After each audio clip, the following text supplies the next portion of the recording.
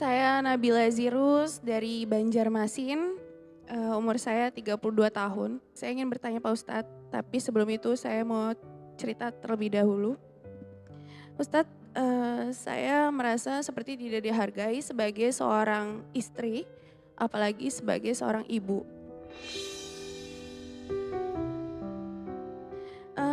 Awalnya pernikahan saya itu dijodohkan oleh tante saya sendiri. Saya nggak begitu tahu, laki-laki tersebut, saya belum begitu mengenal. Saya hanya melakukan proses ta'aruf selama 1 bulan karena beliau paham agama.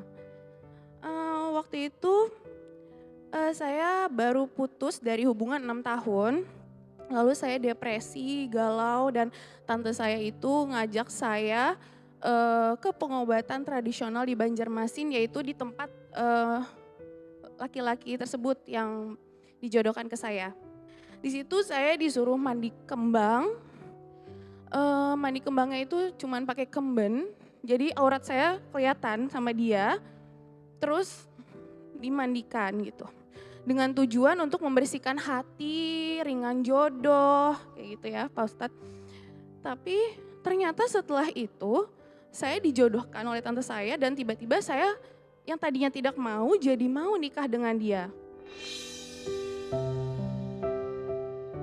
Banyak sekali ternyata saya yang belum tahu tentang dia, status dia yang ternyata eh, s- masih menjadi suami orang, istri siri, nikah siri, dan punya banyak sekali istri.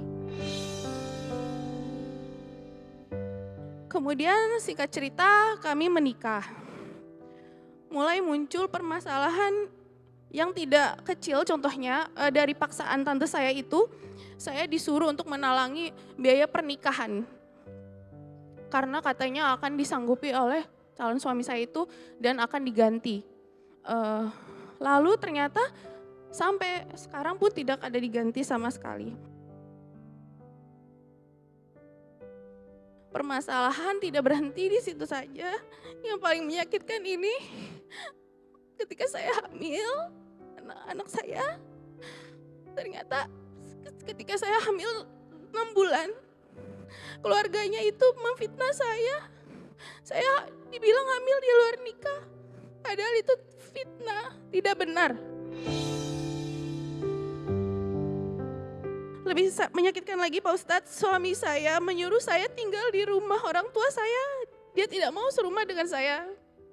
Jadi setelah itu saya di rumah orang tua saya, dia selalu datang setiap malam, pulangnya pagi. Dan dia tidak pernah mau datang ketika saya lagi haid.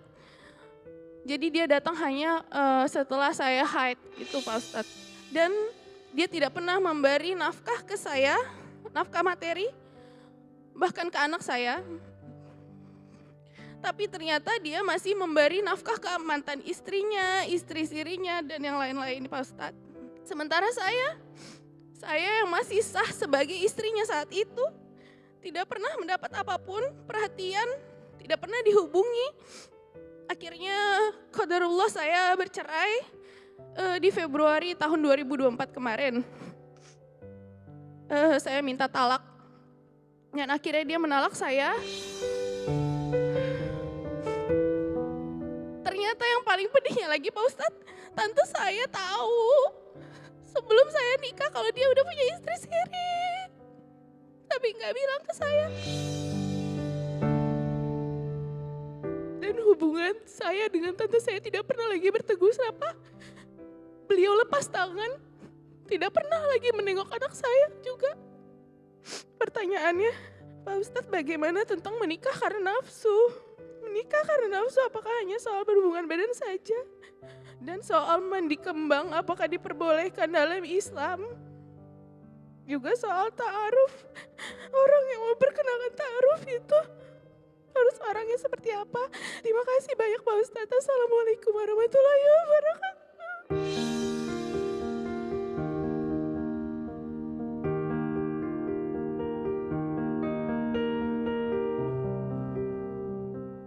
Bunda sayang semua pemirsa Trans TV, Apa yang Mbak Nabila rasakan dan apa yang beliau alami tidak mudah untuk bisa dihadapi. Tentu ujiannya sangat berat. Tentu cerita yang datang kepadanya sangat luar biasa. Dan selalu AA menyampaikan, kenapa kita diuji dengan ujian seberat itu? Karena Allah tahu kita sekuat itu. Maka Mbak Nabila dari hati yang paling dalam, semoga apa yang terjadi kemarin sebagai ujian yang berat menjadikan Mbak Nabila semakin kuat dan semakin dekat dengan Allah Subhanahu wa Ta'ala. Ada 3 hal yang tadi Mbak Nabila sampaikan ke Ahilman. Yang pertama terkait menikah dengan nafsu. Tentu jawabannya tidak boleh. Menikah itu karena cinta. Dan cintanya karena Allah.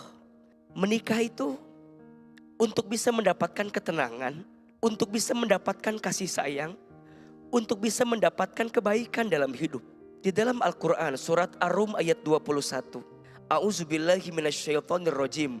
Wa min ayatihi an khalaqalakum min anfusikum azwajan litaskunu ilaiha wa ja'ala bainakum mawaddatan wa rahmah inna fi dzalika laayatil liqaumi yatafakkarun. Dan di antara tanda-tanda kekuasaan Allah, Allah menciptakan untukmu pasangan. Apa tujuannya? Litaskunu ilaiha, agar engkau merasakan ketenangan. Wa ja'ala bainakum mawaddatan wa rahmah, dan engkau mendapatkan kasih sayang, mendapatkan kebaikan yang pada akhirnya mengantarkan keberkahan.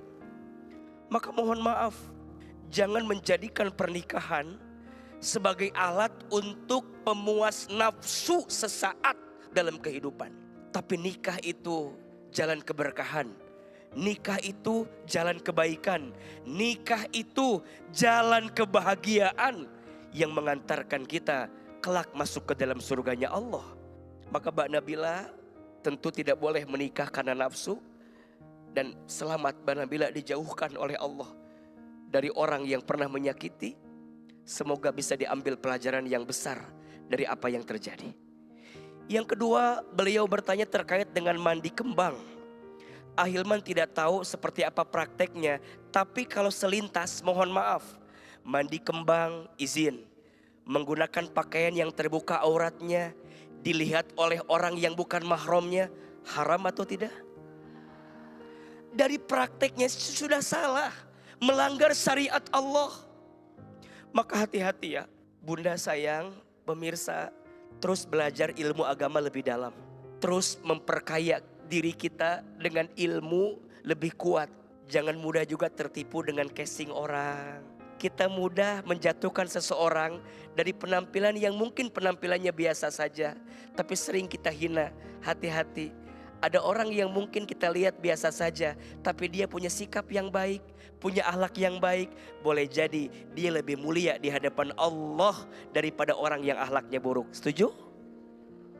Innallaha la yanzuru ila ajsamikum wala suwarikum walakinallah yanzuru ila qulubikum wa a'malikum. Sesungguhnya Allah tidak melihat seseorang dari tampilan luarnya, tapi Allah melihat orang dari hati dan amalnya. Maka tentang mandi kembang, tentang praktek-praktek yang dalam tanda kutip kita harus lebih cermat dan teliti seperti apa prakteknya, harus lebih hati-hati. Jaga diri, jaga hati. Jangan sampai kita terjerumus pada perkara yang menjauhkan kita dari Allah Subhanahu wa Ta'ala. Yang ketiga terkait dengan ta'aruf. Ta'aruf itu artinya saling mengenal. Maka pastikan orang yang sedang kita ta'arufin itu orang yang ingin kita kenal. Setidaknya ada 3 poin yang harus kita pastikan. 1, dalam ta'aruf itu ada tujuan. Tujuannya apa? Menikah. Jadi mohon maaf, kalau kita nyebutnya ta'aruf tapi nggak ada tujuannya, itu mah nggak jelas. Harus ada tujuannya apa? Menikah. Kemudian yang kedua, pastikan kita benar-benar mengenal orang yang kita ta'arufin, dan kita juga memastikan kalau ada orang yang ngenalin kita untuk ta'aruf, pastikan orang itu juga baik. Tapi kan selintas kalau tadi Mbak Nabila cerita, ini tantenya yang sayang sama Mbak Nabila, yang tahu Mbak Nabila. Ahilman masih nggak tahu ya kenapa tantenya bisa mengenalkan dengan orang seperti itu. Atau jangan-jangan juga tantenya nggak tahu. Mungkin tantenya juga tertipu dengan orang ini. Husnuzonnya AA ya. Tapi kalaupun misalnya tantenya tahu dan ternyata menjerumuskan keponakannya untuk menikah dengan orang yang salah, berarti di sini ada sesuatu yang nggak baik dari sikap tante sama ponakannya. Dan yang ketiga, dalam proses ta'aruf jangan sampai melanggar syariat Allah. Maka disebutkan gak boleh berjalan berduaan. Betul gak? Harus ada perantara, harus ada wasilah. Maka pastikan jangan sampai menggunakan dalih ta'aruf tapi kemudian melanggar syariat Allah. Doa AA, semoga Mbak Nabila pelan-pelan Allah sembuhkan hatinya. Allah ganti semua kisah yang pernah ada dalam hidupnya dengan ganti yang lebih baik. Dan jadi pelajaran untuk pemirsa Trans TV juga, jangan mudah menerima seseorang yang belum kita kenal lebih dalam seperti apa orang tersebut. Semoga Allah menjaga kita semua dari orang-orang yang tidak baik kepada kita. Amin ya rabbal alamin. Gemetar pasti, terus kayak shock, terus nangis-nangis, sampai teriak-teriak histeris karena saat itu saya dilabrak juga kan sama istri-istrinya. Jadi saya viral juga di Twitter, di mana-mana. Jadi saya tuh kayak mau gitu, kayak mau berkali-kali.